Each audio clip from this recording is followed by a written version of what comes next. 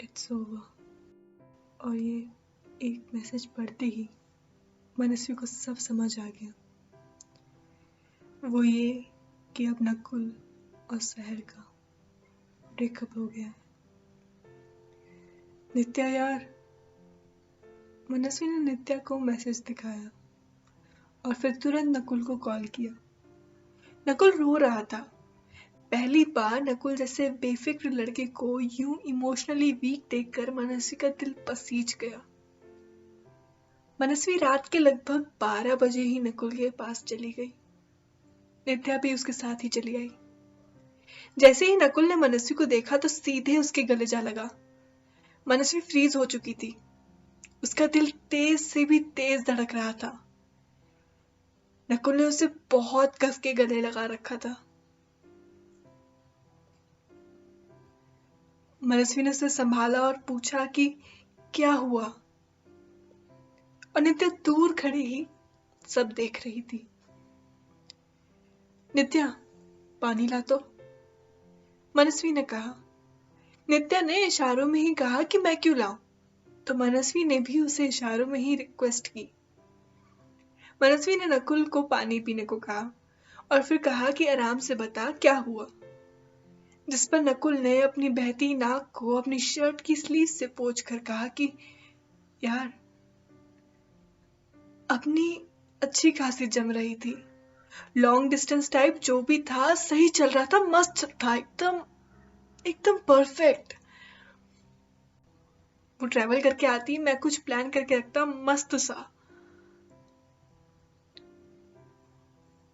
अभी जो वो 3 वीक के ब्रेक में थी तब भी वी एंजॉयड आवर बेस्ट। मैंने जब से तुझे उससे मिलाया तो उसे लगने लगा कि मैं उसे चीट कर रहा हूँ। इनफैक्ट उसे ये लगा कि जितनी बार भी तू उससे और मुझसे मिलने आई तो हमसे मिलने नहीं, सिर्फ मुझसे मिलने आई। और तो और जब तू शहर से पहली बार मिली थी ना और तुझे किसी काम से निकलना पड़ा तो उसे यही लगा कि तू मुझे पसंद करती है एंड तू वहां से गुस्से में निकली। मतलब हर फालतू की बात को मुद्दा बना के जब से वापस गई है तब से बस अब तक लड़े ही जा रही थी। फिर आज तो हद ही हो गई। मुझसे कहने लगी कि अभी के अभी तुझे कॉल करूं और वो चीजें क्लियर करूं जो कि मुझे पता है कि नहीं है। फिर वही ड्रामेटिक सिनेरियो कि या तो वो या तो तेरी मेरी फ्रेंडशिप। मैंने भी कह दिया कि जहां तुम्हें मुझ पर ट्रस्ट नहीं है वहां मैं कुछ भी कर लूं, तुम्हें बिलीव ही नहीं होगा। फिर मनस्वी ने डरी सहमी आवाज में पूछा, फिर क्या? फिर प्यार है उससे, पर यार पर ये नाटक नहीं झेला जाता मुझसे। तो मैंने उसे कह दिया लेट्स एंड दिस। नकुल के ये कहते ही पूरे फ्लैट में सन्नाटा छा गया। नकुल का रूममेट अपने मम्मी पापा के पास किसी काम से गया हुआ था और नकुल घर में अकेला था। तो मनस्वी का यूं रात में नकुल के फ्लैट आने का एक रीजन नकुल का फ्लैट में अकेला होना भी था। काफी लंबे सन्नाटे के बाद मनस्वी बोली, तो जैसा पागल मैंने आज तक नहीं देखा। अगर सैर को ये सब लग रहा था तो तुझे मुझे बताना चाहिए था ना, मैं उससे कॉल करके समझा देती। पागल मौना की दोस्त लाइफ टाइम रहते हैं, लेकिन महान हस्ती जो मोहब्बत आपने अपने लिए चुनी थी उसे यूं जाने कैसे दे सकते हैं आप? वहीं दूर खड़ी नित्या ये शब्द सुन रही थी, लेकिन नित्या मनस्वी के शब्दों में छुपी एक अलग सी खामोशी भी पढ़ रही थी।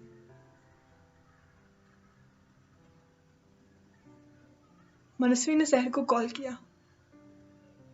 पहले कई ट्राई में सहर ने कॉल नहीं उठाया। 8वीं बार में उसने कॉल उठाया तो मनस्वी ने तुरंत ही अपनी सारी बात कह दी। देखो सहर, फोन मत काटना, just listen to me. I don't know how things came to you, पर जैसा तुम सोच रही हो वैसा कुछ नहीं है।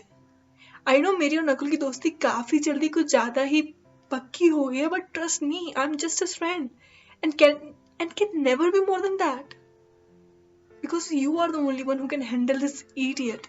Trust me, okay? Trust your love and don't just leave like that too. I know he asked to end this, but this shouldn't end like this. एक बार बात करो. सहर ने बिन कुछ कहे कॉल कट कर दिया। मुझे पता ही था वो नहीं सुनने वाली, ना ही समझने वाली, नकुल ने चिढ़कर कहा।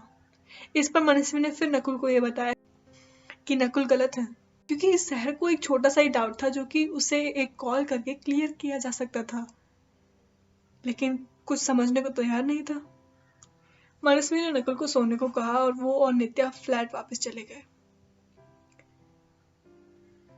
तू अभी भी उससे प्यार करती है ना, या पसंद करती है ना? नित्या ने कार ड्राइव करते पूछा। नहीं यार, ऐसा कुछ नहीं, कुछ भी नहीं है, मनस्वी ने कहा। मुझसे तो झूठ बोल ही मत। उसी दिन कमरे में बंद करके जो आप रोई थी ना, हम सब जानते हैं। वो बाल गीले करके क्या फ्रेश लगने की कोशिश कर रही थी उस दिन, बहुत बड़ी बड़ी बातें हैं ना, और अभी भी तेरी आवाज में जो गम और जो तेरे शब्दों में खामोशी थी ना, वो सब दिख रहा था। तुम मुझे पागल बनाने की कोशिश ना कर, नित्या ने गुस्सा जताते हुए कहा, और मनस्वी के सुनते ही आंसू निकल आए। मैं क्या करती यार, सोच, बिन कुछ कन्फेस किए उन दोनों का रिश्ता बिगड़ गया। अगर कह दिया होता तो ना जाने क्या होता। तू ये खुद को बिन बात के मुजरिम समझना बंद कर। एक फीलिंग इतनी जल्दी नहीं जाती यार। और फिर तूने नकुल से ब्रेक, उससे मिलना जुलना भी कम नहीं किया था, तो कहां से वो फीलिंग्स कम होती? अचानक गाड़ी रोक के नित्या ने कहा, देख, ये जो भी है, just take it as a second chance. और फिर तूने कोशिश की ना कि सहर से बात करे और उसको समझाए, नहीं मानी ना?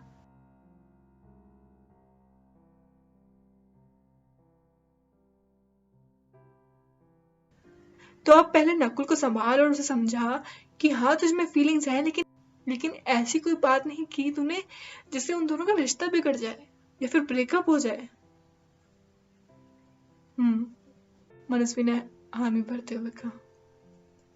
अगले 3 दिन मनस्वी ने नकुल का मूड सही करने में लगाए।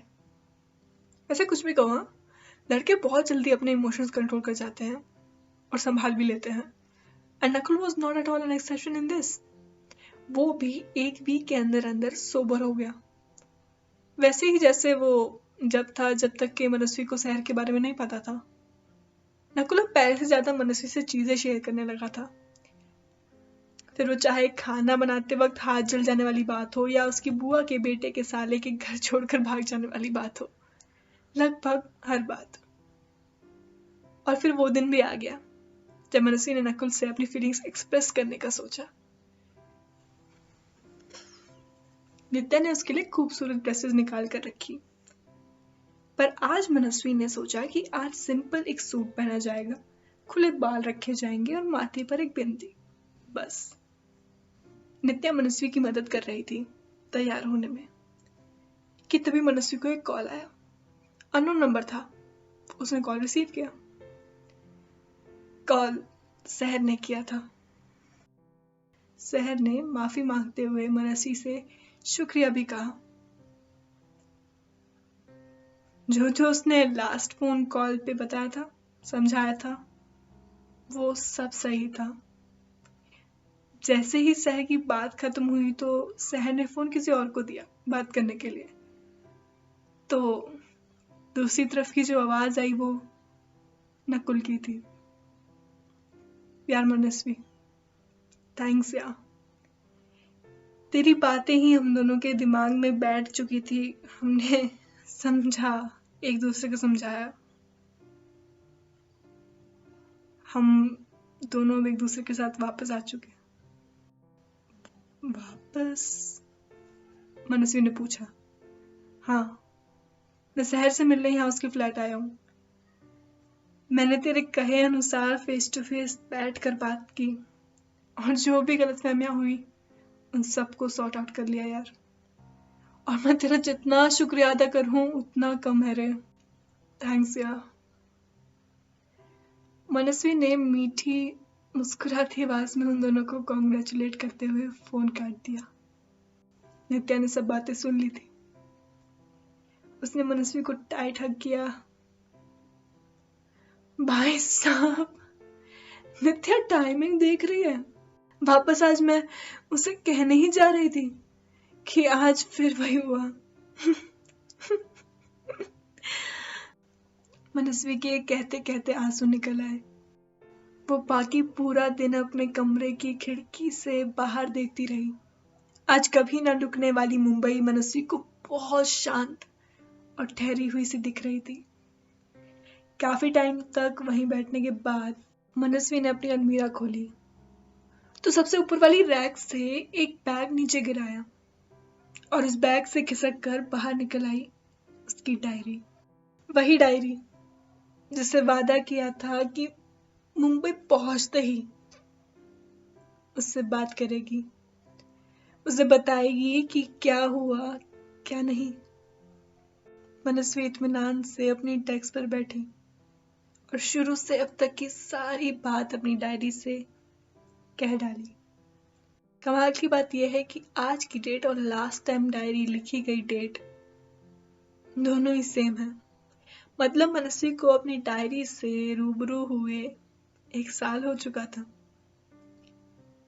आखिर कुछ दिनों का जिक्र करते हुए मनस्वी ने लिखा, जैसे किसी रोड पर कार लगातार स्पीड ब्रेकर से गुजर रही हो ना, कुछ ऐसा था यार लास्ट का ही 1 साल। पहली फ्लाइट का ड्रामा, बोर्डिंग पास, नकुल और उसके लिए मेरी नाराजगी, उसका मेरे ही ऑफिस में काम करना, उसका मुझे प्रैंक करना और इन सभी स्पीड ब्रेकर से नाराजगी और चिड़चिड़ाहट के साथ गुजरने के बाद पहली मुलाकात का होना, हमारा काफी अच्छा दोस्त बन जाना which was not at all expected, मेरा उसे पसंद करना, उसकी जीएफ शहर से मिलना, खुद की फीलिंग्स पे काबू करना, उन दोनों के ब्रेकअप का होना, मेरा उन दोनों को समझाना पर फिर भी चीजों का ना समझ पाना, नकुल और मेरे बीच नजदीकियों का वापस से बढ़ना और वापस एक्सप्रेस करने का सोचते ही फिर यूं ही जहर और नकुल का एक हो जाना। ज्यादा ही सपने सा था इन आखिरी कुछ सुकून से भरे स्पीड ब्रेकर से गुजरना। You will always be my first love, my first one-sided love. But एक बात कुछ ज्यादा दिल को सता रही, मुझे हंसा रही है कि कैसे नकुल और मेरा वो अनकहा सा, अनसमझा सा, बेनाम सा रिश्ता was too good to be true. Was too good to be true.